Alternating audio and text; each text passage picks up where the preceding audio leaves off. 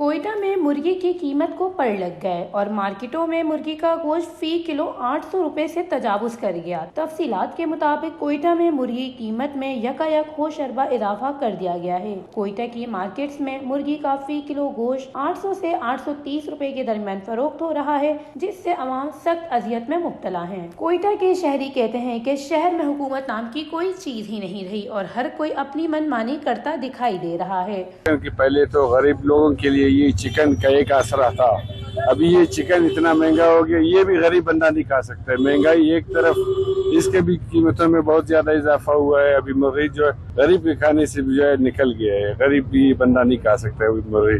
हर एक को अपना हाथ है, जितना बड़ा है बड़े का गोश्त भी महंगा कर दिया, किसी से कोई पूछने वाला नहीं है।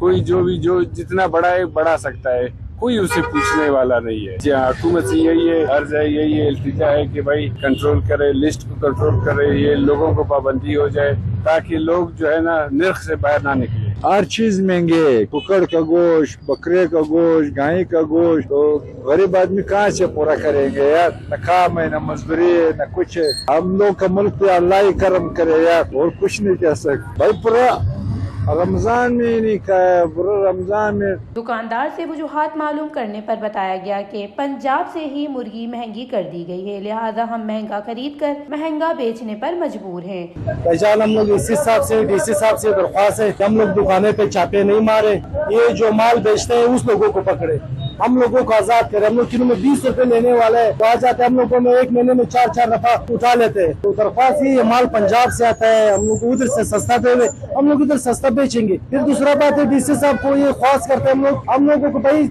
आप जिस रेट में आप देगा हम उसी रेट में बेचेंगे। मुलाजिम का तनख्वाह जेब से देगा, दुकान का किराया जेब से देंगे। हम लोग मजबूर है दुकानें बंद कर लेके बस ही रहेंगे।